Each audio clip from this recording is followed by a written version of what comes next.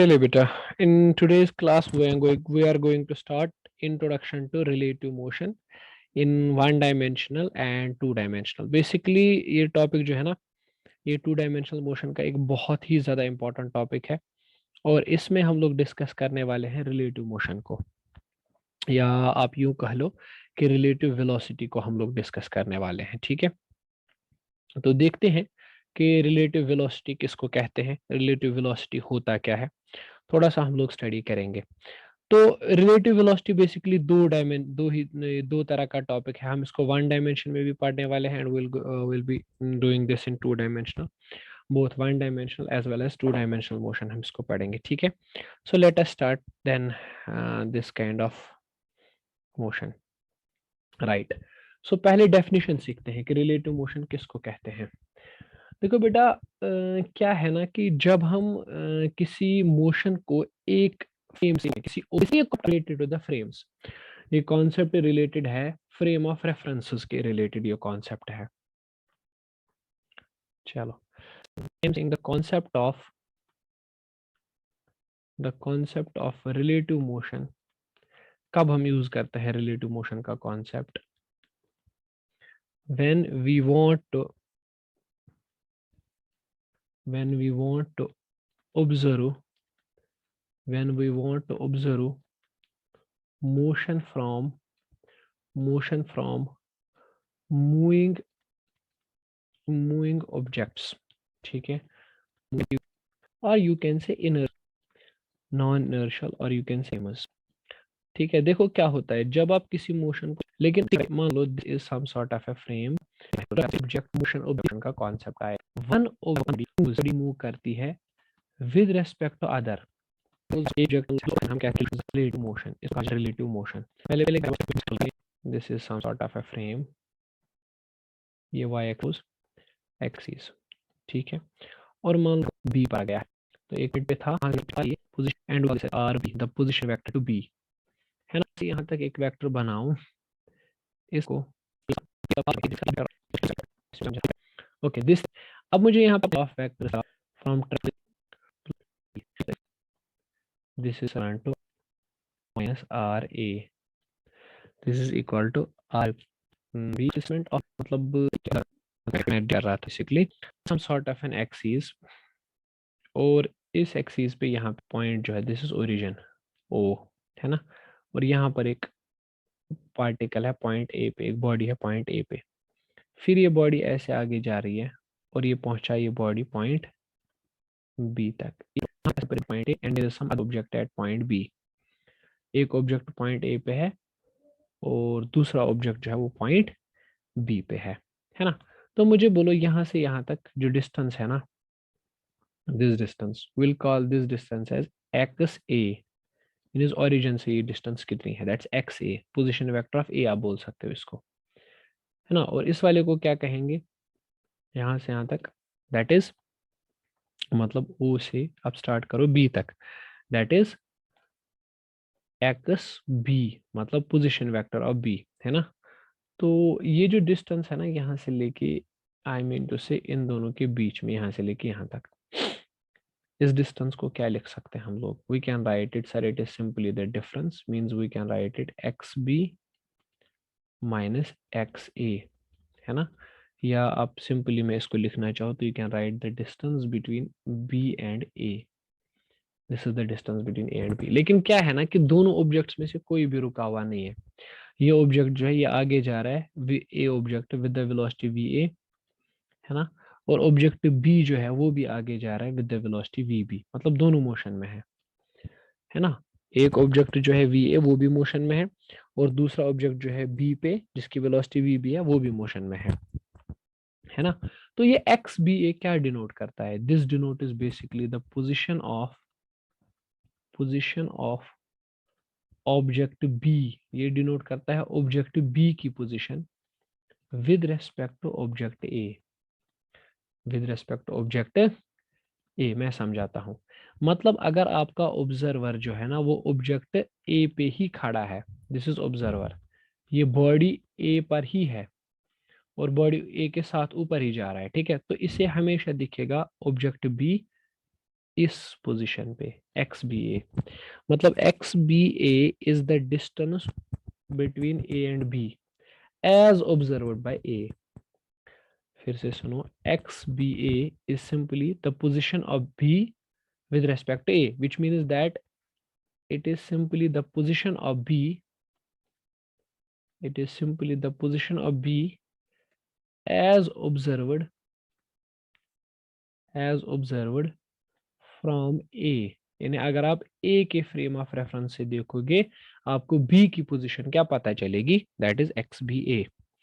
X B A is simply the position, X B A is simply the position of point B, of body B from body A, और we can say as observed from body A. Body A से जब हम देखेंगे तो body B की जो position हमें वो दिखेगी एक्स बी ए, है ना। तो मुझे बोलो अगर मैं इस इक्वेशन को बेटा डिफरेंशिएट कर दूं, मतलब मेरे पास क्या इक्वेशन है, X B minus X A, that is simply X B A. अगर मैं इसको डिफरेंशिएट कर दूं तो I can write D X B D T with time minus dxa by dt, that is simply dxba divided by dt. So this dxb by dt, this is the velocity of object b, minus dxa, that is the velocity of object a, this is simply velocity ba vba. What does this mean? This is simply the velocity, याद रखना, this is velocity of b, this is velocity of b, मतलब object b की जो velocity है as observed from object A, जो हमें किससे दिखती है, ए से दिखती है। This is the velocity of object B. B की क्या वेलोसिटी है जब हम कहां से देखेंगे, जब हम ए के फ्रेम ऑफ रेफरेंस से इन चीजों को देखेंगे, है ना। तो ये बहुत इंपॉर्टेंट है, ठीक है। मतलब बी की वेलोसिटी, ऑब्जेक्ट बी की वेलोसिटी एज ऑब्जर्व्ड फ्रॉम ए, है ना। देखो यार फिर से समझाता हूँ। अच्छा ये कॉन्सेप्ट आपको इस चीज से समझ आ जाएगा, ध्यान से आप देखना अच्छे से इस चीज को। से फॉर एग्जांपल यहाँ पे कोई गाड़ी जा रही है, यहाँ से कोई गाड़ी जा रही है, ठीक है ना। इस गाड़ी की जो स्पीड है ना, एज्यूम कर लो बेटा that is 100 metre per second, just assume कर लो ये ए गाड़ी है, ठीक है। और इसी सड़क पे एक और गाड़ी जा रही है यहाँ से, ठीक है, जिसकी स्पीड है 200 मीटर पर सेकंड, है ना। अच्छे से समझो ये बी है। अब आप कहाँ बैठे हो, आप इस गाड़ी की छत पे हो या इस गाड़ी के अंदर हो, इस गाड़ी की छत पे हो, ऑब्जर्वर यहाँ पे है, इस गाड़ी की छत पे है। तो ये ऑब्जर्वर जैसे ही इस गाड़ी बी की तरफ नजर डालेगा तो सवाल ये है कि इसे क्या लगेगा, इसे नहीं लगेगा, इसे ये बिल्कुल भी नहीं लगेगा कि गाड़ी चल रही है 200 मीटर पर सेकंड की स्पीड से, नहीं, इसे ये नहीं लगेगा, बल्कि इसे इससे डिफरेंट स्पीड दिखेगी गाड़ी की, है ना। अरे समझो यार, ये गाड़ी ए में है ना, तो इस ऑब्जर्वर को जो गाड़ी ए के ऊपर है इसे लगेगा कि गाड़ी बी जो है, बी वाली कार जो है वो डिफरेंट स्पीड से मूव कर रही है। मतलब याद रखना, ऑब्जर्वर, पहले मैं ये लिख दूं, observer at A will not see car moving moving with speed 200 meter per second, है ना। यानी ऑब्जर्वर ए को नहीं लगेगा कि गाड़ी की वेलोसिटी 200 है, उसे ये नहीं लगता क्या है। This is, you want to measure the velocity of गाड़ी बी। अब बी की वेलोसिटी मेजर करना चाहते हो, कहां से, फ्रॉम ए, यही तो है इसका मतलब। ये ऑब्जर्वर क्या करना चाहता है, वेलोसिटी किसकी मेजर करना चाहता है, बी वाली की, फ्रॉम ए, जो अभी हमने निकाला that is simply V B minus V A. V B कितना है 200, माइनस वी ए कितना है 100। तो ये इसे कितना लगेगा, इससे इस गाड़ी बी की स्पीड खाली 100 ही मालूम पड़ेगी, ज्यादा नहीं। मतलब इसे क्या दिखेगी, जो किसी मूविंग फ्रेम से दूसरी मोशन को ऑब्जर्व करेंगे तो वो मोशन बिल्कुल डिफरेंट दिखेगी, ठीक है। यानी याद रखना है, observed motion observed from moving frames जो फ्रेम मूव कर रहा है, जब आप उस फ्रेम से किसी मोशन को देखोगे, motion observe from moving frames seems to be different, वो बहुत अलग लगती है वो motion, different than from rest speed of this object speed of object speed of object as observed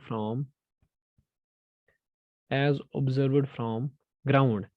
जब हम इस ऑब्जेक्ट को कहां से देखते हैं, ग्राउंड से, speed of object as observed from ground, sir that is 10 meter per second. मतलब this is the speed of this object A with respect to ground, from ground. जब हम इसकी स्पीड को देख रहे हैं कहां से, फ्रॉम ग्राउंड, तो इसकी स्पीड हमें नजर आ रही है 10 मीटर पर सेकंड, है ना। अब अगर हम फ्रेम चेंज करेंगे, फ्रेम चेंज करने का मतलब है कि अब हम कहां से, ग्राउंड से नहीं देखेंगे। सपोज आप चले गए इसी ऑब्जेक्ट के ऊपर, जो ये ऑब्जेक्ट घूम रहा है ना, इसी ऑब्जेक्ट के ऊपर आप बैठ गए, है ना। तो अब आपको कितनी स्पीड दिखेगी, शाबाश बता सकते हैं। Speed of object A, speed of object A as observed from A, as observed from A, मतलब आप ए के ऊपर ही बैठ गए, यानी speed of A as observed from A, आपको ये स्पीड दिखेगी 0। क्योंकि देखो इमेजिन करो यार, आप इस ऑब्जेक्ट के ऊपर ही खड़े और ये पूरा ऑब्जेक्ट चल रहा है, घूम रहा है, आप भी साथ साथ में घूम रहे हो, ठीक है, तो आपको क्या लगेगा, ये ऑब्जेक्ट रेस्ट पर है ना। तो हमेशा याद रखना जो रिलेटिव, इसको रिलेटिव वेलोसिटी कहेंगे हम लोग, नॉट एक्चुअल वेलोसिटी नहीं है ये। जब भी आपको रिलेटिव वेलोसिटी निकालनी हो ना, that is simply actual velocity. Actual कितनी है, माइनस रेफरेंस वाली वेलोसिटी, मतलब फ्रेम ऑफ रेफरेंस की वेलोसिटी, है ना। यानी एक्चुअल वेलोसिटी कितनी है, माइनस करोगे आप फ्रेम ऑफ रेफरेंस वाली वेलोसिटी कितनी है। ठीक है बेटा, मैं इस पॉइंट को और अच्छे से एक्सप्लेन करूंगा, I try to explain it in some different manner. ठीक है, I hope you are getting कि मैं क्या कहना चाहता हूँ आपसे, है ना। देखो चलो कुछ और एग्जांपल लेते हैं, चलो इसी गाड़ी की एग्जांपल लेते हैं। दो तरह की एग्जांपल्स मैं आपको दे रहा हूँ, ध्यान से समझिएगा। This is some sort of a track, और इस ट्रैक पे मान लो दो तेज तरार गाड़ियां चल रही है, ठीक है। एक ये वाली गाड़ी है जो जा रही है, जिसकी स्पीड, जो मान लो इसको ए मान लो तुम लोग, है ना। और यहाँ पे दूसरी गाड़ी जा रही है बी, ये आगे के डायरेक्शन में जा रही है। एंड दूसरा एक केस कंसिडर करो यहाँ पे, केस सेकंड, यहाँ पे भी दो गाड़ियां जा रही हैं। एक गाड़ी ऐसे जा रही है आगे की तरफ ए, और दूसरी वाली गाड़ी जो है ना, वो यहाँ से वापस आ रही है, फॉर एग्जाम्पल बी। जो पहली वाली गाड़ी यहाँ पे थी ना ए, इसकी स्पीड मान लो 10 मीटर पर सेकंड है, और इस वाले की स्पीड जो है that is 50 metre per second. I am just saying you to imagine, है ना। तो मुझे बोलो what is the velocity of A, velocity of B as observed from A. इसका मतलब है ना, this is velocity of B, B की कितनी वेलोसिटी है as observed from, as observed from A, जब हम उसको ए से देखते हैं। बी की कितनी वेलोसिटी है जब हम उसको ए से देखते हैं, तो with B V B minus V A, है ना। तो वी बी कितनी है, 50 माइनस 10, मतलब आपको दिखेगा इस गाड़ी की स्पीड है 40 मीटर पर सेकंड। जब आप कहाँ से देखोगे, ए से देखोगे, है ना।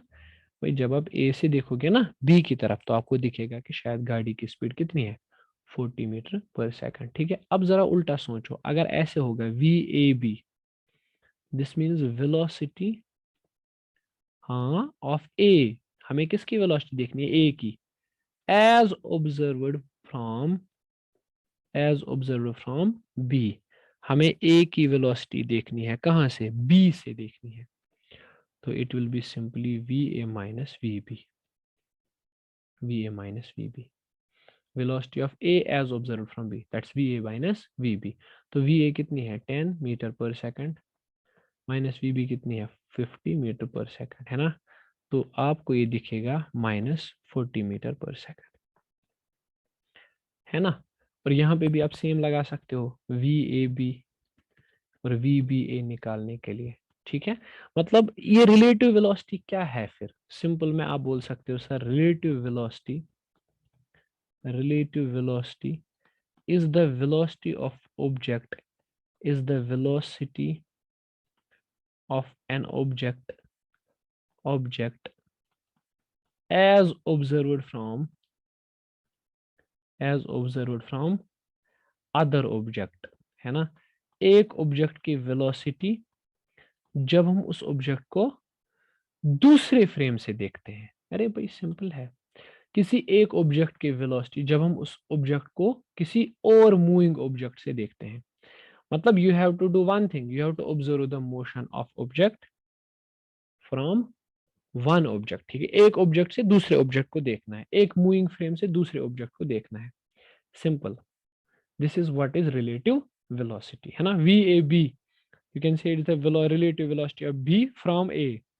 V A B it's the relative velocity of A from B, है ना। वी बी ए क्या होता है, अरे यार ये वी बी ए क्या होता है, relative velocity of B, B की कितनी वेलोसिटी है एज ऑब्जर्व फ्रॉम ए, जब हम उसको ए से देखते हैं। और वी ए बी क्या है, वेलोसिटी ऑफ ए की कितनी वेलोसिटी है एज ऑब्जर्व फ्रॉम बी, जब हम उसको बी से देखते हैं, है ना। बहुत सिंपल कॉन्सेप्ट है। I hope you are getting it. चलो अब ध्यान देखो, देखो हम क्या करेंगे ना, हम देखेंगे इस तरह से, we will observe this case for same object, will observe two things. हम यहाँ पे दो चीजें देखेंगे। एक हम लोग देखेंगे for the objects which are moving in same direction, है ना। उन ऑब्जेक्ट्स की बात करेंगे जो एक ही डायरेक्शन में मूव करते हैं, ठीक है। Then we will see for those object जो अलग अलग डायरेक्शन में मूव करते हैं, है ना, ऑपोजिट डायरेक्शन में मूव करते हैं। तो दो केसेस हम लोग पढ़ेंगे। पहला केस ले लेते हैं फॉर सेम डायरेक्शन, है ना। हम उन मोशंस की बात करेंगे जो उन दो ऑब्जेक्ट्स की बात होगी जो दो ऑब्जेक्ट्स एक ही डायरेक्शन में मूव करते हैं फॉर सेम डायरेक्शन ना। अच्छे से देखो, सेम पहले फ्रॉम सेकंड, जब हम उसको सेकंड से देखते हैं, this is simply v1 minus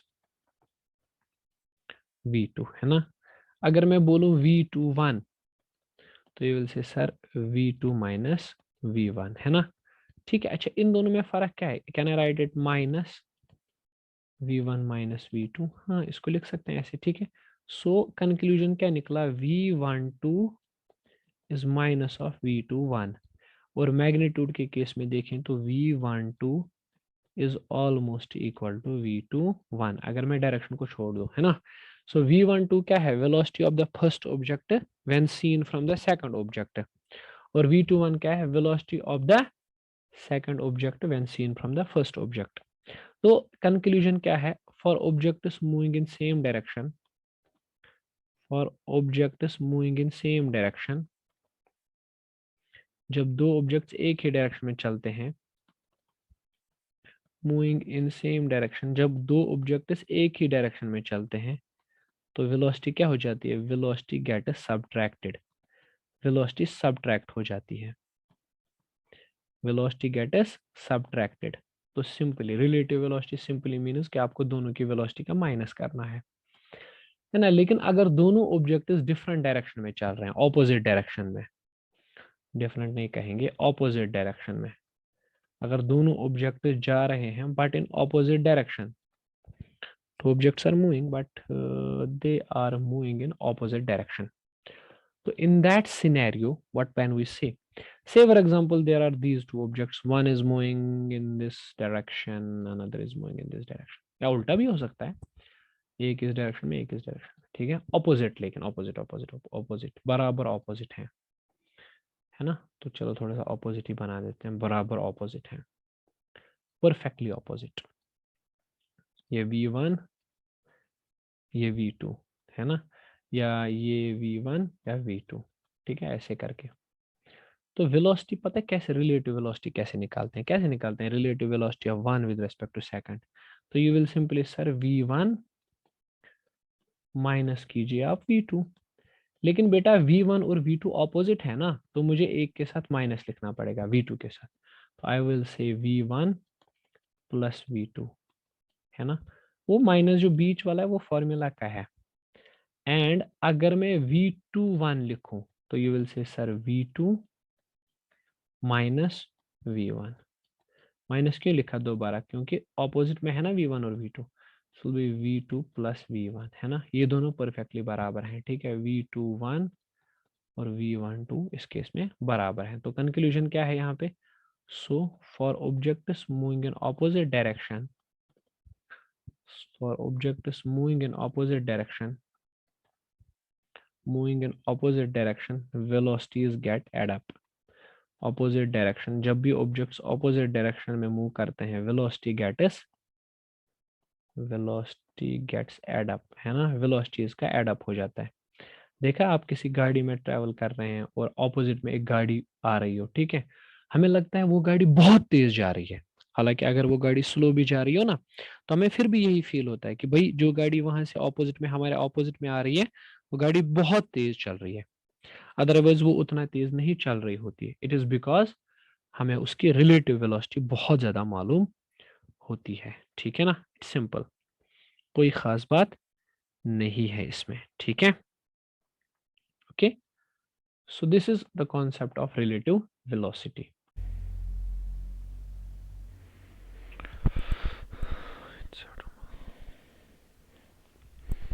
So basically in this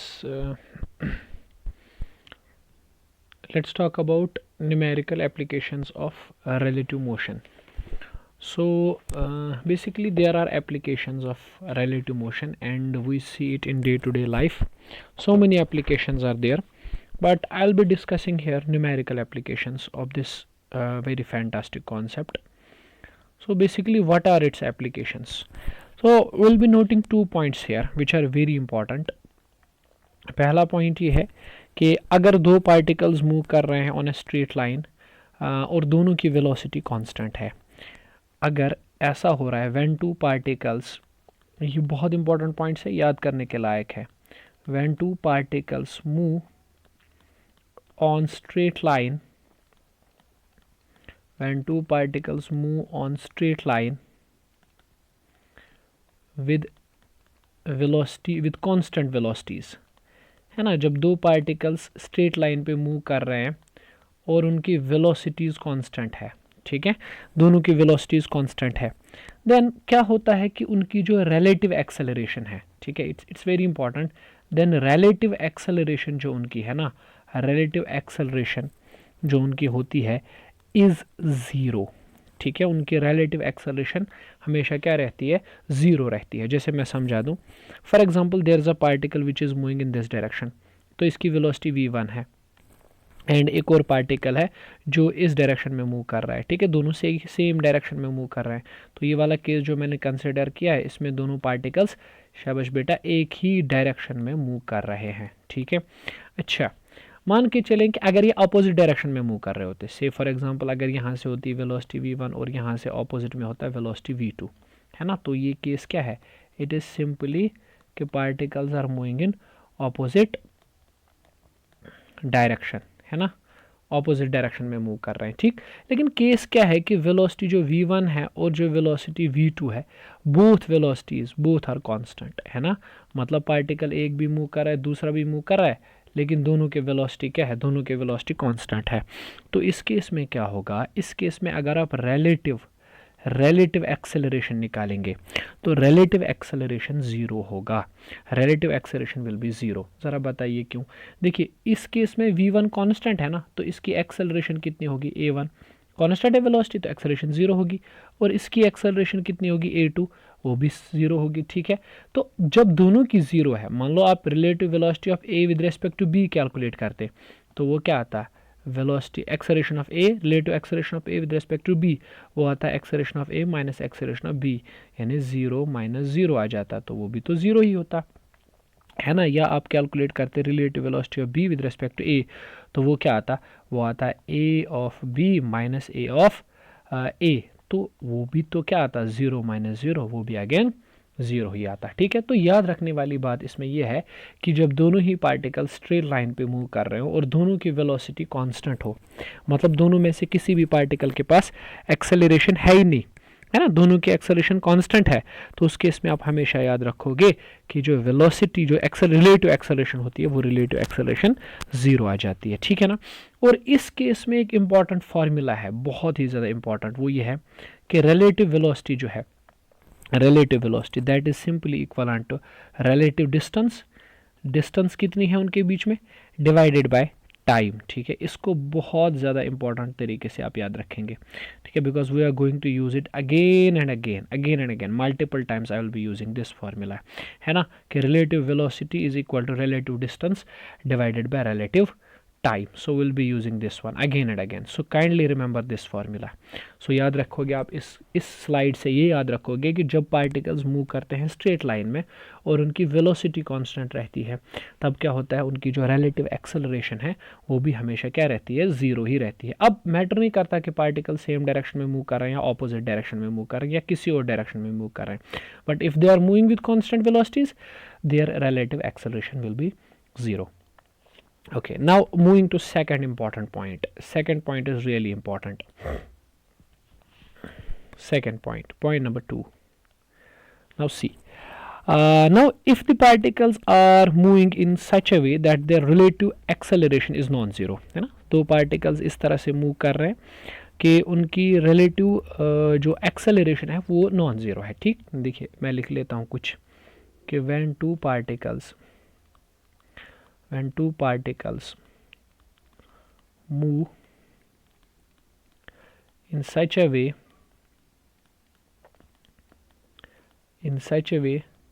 that their relative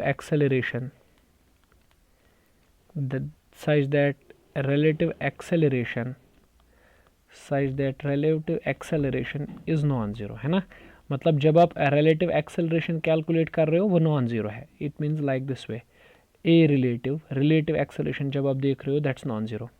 okay, perfectly relative acceleration non zero है, मतलब ये आप समझो कि हम रिलेटिव वेलोसिटी कैलकुलेट कर रहे हैं, रिलेटिव एक्सेलरेशन कैलकुलेट कर रहे हैं और रिलेटिव एक्सेलरेशन हमें नॉन ज़ीरो मिल रहा है। ठीक है, मतलब रिलेटिव एक्सेलरेशन क्या है, नॉन ज़ीरो है। और जो दूसरा पार्टिकल है ना, देखो यार एक चीज़ मैं समझाता हूँ, आप पहले ध्यान रखो इसमें। मान लो ये आपके पास है पार्टिकल ए, सपोज ए, है ना, और इसकी वेलोसिटी है वी ए, है कि नहीं, तो और मैं मान के चल रहा हूँ कि वी ए जो है वेलोसिटी दैट्स कांस्टेंट।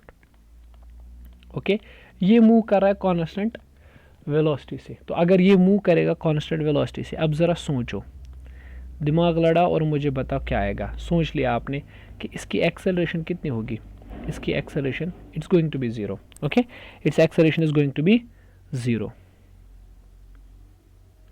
शाबाश। और ये वाला particle it's moving in this direction simply, और इसकी जो वेलोसिटी है ना बी है, ये इसकी जो वेलोसिटी है ना वी बी, मैं कह रहा हूँ कि ये वेलोसिटी वी बी जो है ना दैट इज़ नॉट कांस्टेंट, वो कांस्टेंट नहीं है, वो नॉन ज़ीरो है भाई। ठीक है, तो मतलब एक्सेलरेशन जो इसका होगा वो भी नॉन ज़ीरो होगा। एंड लेट अस सपोज वो ए है, ए इज़ इट्स एक्सेलरेशन, तो इस केस में अगर आप रिलेटिव एक्सेलरेशन निकालेंगे बिटवीन ए एंड बी, वो क्या आएगा, acceleration of A minus acceleration of B, तो ए की एक्सेलरेशन जो है that is zero minus B की एक्सेलरेशन जो दैट्स ए, तो ए की एक्सेलरेशन माइनस ए आएगा, मतलब वही एक्सेलरेशन जो ए के पास है। तो मतलब ये जो एक्सेलरेशन है ना रिलेटिव एक्सेलरेशन, इसको हम रिलेटिव एक्सेलरेशन ही कहेंगे। ये रिलेटिव एक्सेलरेशन पहले तो नॉन ज़ीरो है, और दूसरी बात ये रिलेटिव एक्सेलरेशन कांस्टेंट है। I hope you are getting my point.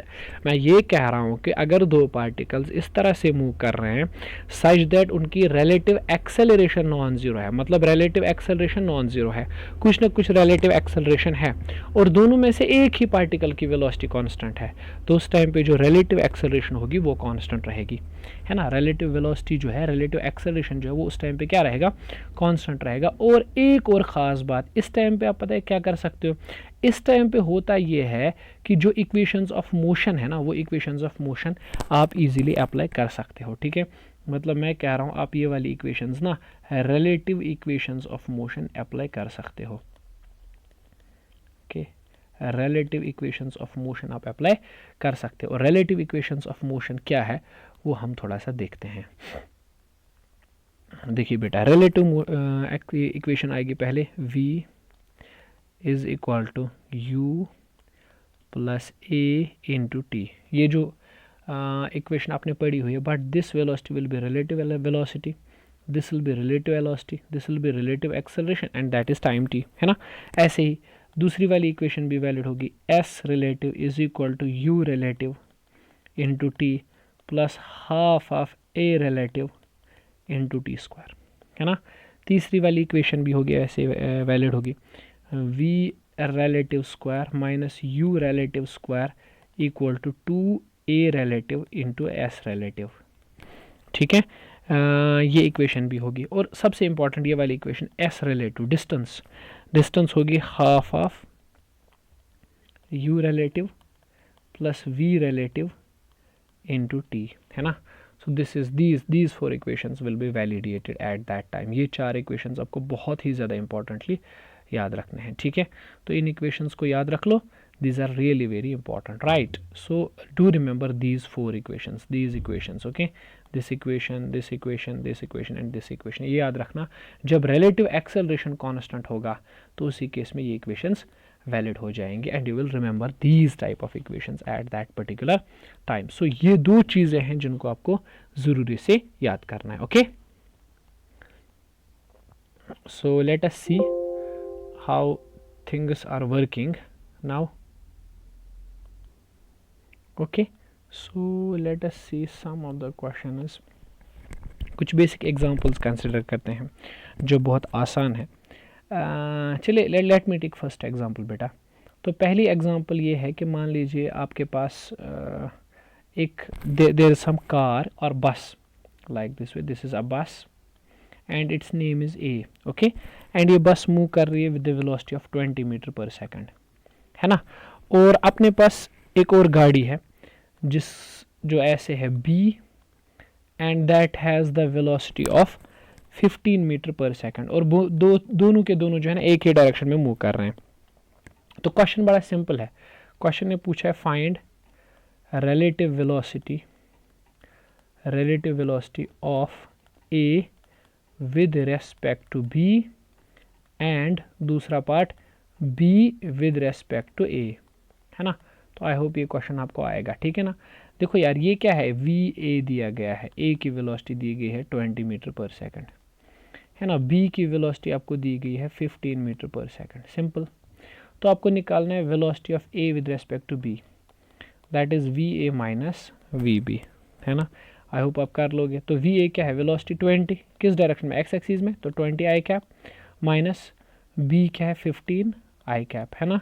तो this is simply 5 times I cap metre per second. This is the relative velocity of A with respect to B। अब बताइए relative velocity of B with respect to A, that is VB minus VA, है ना। तो VB क्या है, VB is 15 I cap minus VA is 20 I cap, तो ये तो सिंपली हो गया -5 I cap metre per second as expected. हम तो ये सोच ही रहे थे कि VAB ऑपोजिट आएगा माइनस VBA, है ना, सिंपल। लॉजिकली ये स्टेटमेंट वैलिड है, ठीक है, इसमें कोई गड़बड़ नहीं है इस वाले स्टेटमेंट में, ठीक है। तो ये चीज़ आप बिल्कुल यहाँ पे याद रखो कि A की वेलोसिटी कैसे निकालते हैं with respect to B, B की वेलोसिटी कैसे निकालते हैं विद रेस्पेक्ट टू A, है ना। तो और एक चीज़ इसमें देखो यार, देखो सिंपल है बेटा। इसमें क्या हुआ कि दोनों ही पार्टिकल्स एक ही डायरेक्शन में मूव कर रहे हैं। तो जब दोनों पार्टिकल्स एक ही डायरेक्शन में मूव कर रहे हैं तो होगा क्या, एक ही डायरेक्शन में दो पार्टिकल्स मूव कर गए। और रिलेटिव वेलोसिटी जब हमने निकाली ना, तो यहाँ से देखो आप कि वेलोसिटीज का माइनस हो गया आपस में, है ना। दो ही पार्टिकल जब एक ही डायरेक्शन में मूव कर गए तो वेलोसिटीज का क्या हो गया, वेलोसिटीज का आपस में माइनस हो गया, ठीक है। देखो मैंने 5 और 20 है, एक ही डायरेक्शन में मूव कर रहे हैं, चाहे हमने A की velocity with respect to B निकाली हो या B की velocity with respect to A निकाली हो, लेकिन वेलोसिटी इसका क्या हुआ है बच्चा, माइनस ही हुआ है बेटा, है ना। तो सिंपल में याद रखोगे आप इस चीज़ को कि माइनस होता है रिलेटिव वेलोसिटीज़ को जब बॉडीज़ एक ही डायरेक्शन में मूव कर रही हों, ठीक है। चले एक और क्वेश्चन ले लेते हैं बेटा। Let us see this one, this is our question number 2, है ना। ओके देखो क्या है क्वेश्चन नंबर 2 अपने पास। देयर इज़ एक गाड़ी है, ठीक है, suppose, and that is moving in this direction 30 kilometre पर सेकंड पर आवर, ओके। और ये ट्रैक मान लीजिए, दिस इज़ द ट्रैक, बड़ा सा रोड है, और यहाँ से एक गाड़ी है जो मूव कर रही है इस डायरेक्शन में with the velocity of 20 kilometre per hour, है ना बेटा। और मान के चलते हैं, चलो मानते हैं कि दिस इज़ दिल्ली एंड मान लो दिस इज़ पंजाब, ठीक है, दिल्ली और पंजाब, एक गाड़ी दिल्ली से चली, दूसरी गाड़ी पंजाब से चली, ठीक है, और मान के चलो for the sake of argument कि इनके बीच में डिस्टेंस है 200 किलोमीटर। अच्छे से समझना, 200 किलोमीटर का डिस्टेंस है दोनों के बीच में। अब सवाल ये है कि ये गाड़ी चल रही है, वो गाड़ी भी चल रही है, चलो नाम दे देते हैं, इसका नाम ए रखते हैं, इस वाले का नाम बी रखते हैं, ठीक है, दोनों गाड़ियाँ चली। तो क्वेश्चन ये है कि when they will cross each other, ठीक है, ये एक दूसरे को कब क्रॉस करेंगी। पहला पार्ट क्या है, व्हेन द बसेस, चलो बस मानते हैं, बसेस ही मानते हैं, buses will cross each other, okay. तो कब ये बसेस एक दूसरे को क्रॉस करेंगी, पहला पार्ट ये है। और दूसरा पार्ट इससे भी इंटरेस्टिंग है कि what is the distance of crossing, what is distance of crossing, what is distance of crossing. और देखो कहाँ से पूछा है, फ्रॉम दिल्ली, है ना, मतलब दिल्ली से कितना डिस्टेंस दूर ये मिलेंगे, है ना। मान लो आपने कहा कि सर यहाँ पे मिलेंगे ये, तो बताना है कि दिल्ली से कितनी दूर जाकर ये गाड़ियाँ आपस में एक दूसरे के साथ मिल जाएंगे। After how much time these two car buses will meet, and कितना दूर ये दिल्ली से होंगे तब जब ये मिलेंगे, है ना। कोई ख़ास यहाँ पे टेंशन वाली बात नहीं है। देखो बस गिवन क्या है, ए की वेलोसिटी है given and that is 30 kilometre per hour. Okay, the pen is randomly flickering, but I guess you may understand it. Okay, so that is this 30 and the velocity of b is no not 20 नहीं, 20 नहीं, -20, क्योंकि opposite में जा रहे हैं ना, तो -20 है ना, एक का तो माइनस आएगा ही आएगा, so it will not be positive, it will B negative, ठीक है। तो अब आपको क्या बोलना है, अब आप मुझे बोलो what is the relative velocity between A and B, बताओ the relative velocity between A and B. तो it's simple sir, the relative velocity between A and B is 30 velocity of A minus velocity of B, है ना। तो you will say sir that is 30 minus 20, 30, एक minute, 30 minus of -20, है ना, second, 30 minus of -20, okay, that will be 30 minus of -20, isn't that, 30 minus of -20, तो that's 50 kilometre per hour, है ना। देखो बाद में मैं समझाऊंगा इस VAB का मतलब क्या होता है, पहले बस अपने न्यूमेरिकल सीखो कैसे करते हैं। तो कितने टाइम के बाद में मिलेंगे, अच्छा, टाइम जो होगा t, that will be simply distance by relative velocity, है ना। तो डिस्टेंस कितनी है, डिस्टेंस तो यहाँ पे 200 है, और रिलेटिव वेलोसिटी अगर हम चेक करें तो दैट्स 50, है ना। तो मतलब बिल्कुल 4 आवर, 4 घंटे के बाद ही मिलेंगे, ठीक है। तो पहले क्वेश्चन का आंसर तो हो गया पहले पार्ट का। अब दूसरे पार्ट का आंसर है, तब क्या बोलना है, दिल्ली से कितनी डिस्टेंस ट्रैवल किया होगा इसने, ठीक है। तो ये तो सिंपल है, तो डिस्टेंस कितनी हुई होगी from Delhi, distance from Delhi देख लेते हैं बेटा, दिल्ली से कितनी डिस्टेंस ट्रैवल कर चुका होगा उस टाइम पे, दिल्ली से कितनी डिस्टेंस ट्रैवल होगा, दिल्ली वाली गाड़ी की स्पीड कितनी है 30, इंटू टाइम कितना है 4, हाँ 4 घंटे बाद ही तो मिलेंगी, 4 घंटे तक तो इस गाड़ी को भी चलना है और इस गाड़ी को भी चलना है। तो हम देखेंगे ये जो ए दिल्ली से निकली है वो 4 घंटे में कितना चलेगी, तो 120 किलोमीटर, तो 120 किलोमीटर दूर दिल्ली से जाकर ये एक दूसरे के साथ मिलेंगी, ठीक है भाई। चलो simple simple simple simple simple है ये, बहुत आसान सी बात है, कोई ख़ास बात नहीं। मतलब यहाँ से जब ये चलेगी ना ऑलमोस्ट कितना 120 किलोमीटर, तब जाकर ये यहाँ पे मिल जाएंगे। I guess the things are quite clear, ठीक है, सिंपल है। चलो एक और क्वेश्चन लेते हैं, थोड़ा सा कॉम्प्लिकेट करते हैं इस क्वेश्चन में चीज़ों को थोड़ा सा ना, कुछ 4-5 चीज़ें ले लेते हैं साथ में। कि देखो बेटा सिचुएशन कैसी है, क्वेश्चन देख लो, there is a policeman, policeman है, ठीक है, और इसके पास एक वैन है, van, okay, and that van is moving with the velocity of 30 kilometre per hour, है ना। मतलब ऐसे एक गाड़ी है, पुलिस की गाड़ी, ठीक है, चल रही है with the velocity 30 kilometre per our, और मान लो इस पे एक बंदा खड़ा है पुलिस वाला वैन के ऊपर, अब क्रिमिनल को पकड़ना है तो वैन के ऊपर ही गया है, और यहाँ इसके पास एक गन है ना। और इससे इसने बुलेट फायर किया ऐसे करके, दिस अ बुलेट, ये फायर किया। और जैसे इसने बुलेट फायर किया, इस बुलेट की वेलोसिटी है, स्पीड गाड़ी की है 30 किलोमीटर पर आवर, है ना, और इस बुलेट की जो वेलोसिटी है वो मान लो कुछ है V B something, velocity of the bullet, I don't know that, question में नहीं दिया है, ठीक है। Okay, at a thief's car, और ये आगे जा रही ना, पुलिस की गाड़ी है, और पुलिस की गाड़ी कब दौड़ रही है, जब आगे चोर हो तभी तो दौड़ेगी ना, वरना क्यों चलेगी, वरना तो बैठे होते हैं, ठीक है।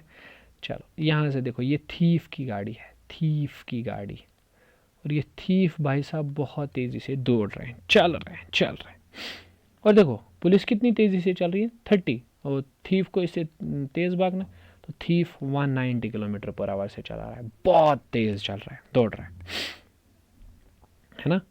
अब बुलेट की जो वेलोसिटी दी गई है ना, मजल स्पीड ऑफ बुलेट, देखो इसने क्या कहा है, मजल स्पीड ऑफ बुलेट, क्वेश्चन ने कहा है कि मजल स्पीड ऑफ बुलेट, बुलेट की जो स्पीड है that is given 150 metre per second, वही 150 मीटर पर सेकंड है। Find the speed of bullet with respect to thief's car. देखो सिंपल सिंपल, पुलिस वाले ने जब गोली चलाई तो उसकी स्पीड कितनी है 150 मीटर पर सेकंड, लेकिन चूंकि ये रिलेटिव मोशन है तो थीफ जब पीछे देखेगा तो वो देखेगा पीछे से गोली आ रही है ना, लेकिन थीफ को कितनी वेलोसिटी मालूम पड़ेगी उसकी, थीफ को कितनी वेलोसिटी पता चलेगी कि उस गोली की है। क्यों आप बोलोगे सर 150, नहीं नहीं नहीं नहीं बेटा, थीफ की अपनी स्पीड भी है ना, वो आगे भाग रहा है ना अपनी स्पीड से, तो उसे वही स्पीड नहीं दिखाई देगी जो कि बुलेट की है, समझ आई बात। देखो तो इसको सॉल्व कर लेते हैं, जल्दी निपटाते हैं। देखो क्या आएगा, देख भाई वी बी मान लेते हैं velocity of the bullet, bullet की वेलोसिटी कितनी है V B, okay, V B is the velocity of bullet, V P is the velocity of police van, police van की वेलोसिटी मान लेते हैं वी पी है, ठीक है, और वी टी मान लेते हैं किसकी स्पीड है, थेफ्ट की स्पीड, थीफ्ट की स्पीड। अब देखो क्या करना पड़ेगा, पुलिस की स्पीड दी गई है 30 किलोमीटर पर आवर, है ना, थीफ की स्पीड दी गई है 190 किलोमीटर पर आवर, है कि नहीं, और बुलेट की स्पीड दी गई है द स्पीड ऑफ बुलेट, लेकिन किसके रेस्पेक्ट में, the speed of bullet with respect to police van, the velocity of bullet with respect to police van that is given 150 metre per second, है ना। तो 150 इसको किलोमीटर में बनाओ 18/5, तो ये क्या आएगा, इट विल बी जो भी है, ठीक है, 5 1 R 5 3 R 5 0 R, चलो हम लिख लेते हैं, ऐसे रखते हैं 13 × 18 किलोमीटर पर आवर, है ना, ठीक है भाई। तो लगाओ फार्मूला, मुझे बोलो what is the velocity of bullet with respect to police, that is simply velocity of bullet minus velocity of police, ठीक है। तो क्या आएगा, वेलोसिटी ऑफ बुलेट किसके बराबर आएगा, velocity of bullet with respect to police plus velocity of police, है ना, मतलब ये वाली टर्म जो है ना इस साइड पे जाएगी, और इसका वैल्यू तुमने अभी निकाला है 30 × 18 प्लस करो वेलोसिटी इसकी 30 वीपी, तो निकालोगे तो 570 किलोमीटर पर आवर आएगा, क्लियर हुआ, ठीक है। अब दूसरे पार्ट में ये हो गया पहला पार्ट, है ना, बुलेट की वेलोसिटी निकालनी थी। दूसरे पार्ट में आपसे क्वेश्चन ने पूछा what the velocity of bullet with respect to theft, bullet की velocity with respect to theft, तो बोलो sir V B minus V T, है ना, तो वी बी कितना है, वी बी आपने निकाला 570 माइनस वी टी कितना है, वी टी आपने निकाला 190, दोनों को जोड़ दिया तो ये आया 380 किलोमीटर पर आवर, जोड़ दिया नहीं माइनस कर लिया, ठीक है, clear. I hope you are getting my points, है ना, मतलब हमें इसमें एक तो वेलोसिटी ऑफ बुलेट बताना था, वो हमने निकाल लिया, और दूसरा हमें निकालना था इसमें velocity of bullet with respect to theft, वो भी हमने निकाल लिया, ठीक है। तो दोनों ही चीज़ें आपकी क्लियर हो गई यहाँ पे, ठीक है। I hope you are getting my point.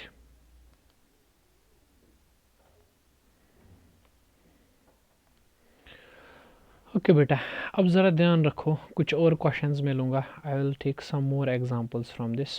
सो कुछ एग्जांपल्स के साथ शुरुआत करते हैं, और बहुत सारी एग्जांपल्स हैं अपने पास, लेट अस सी।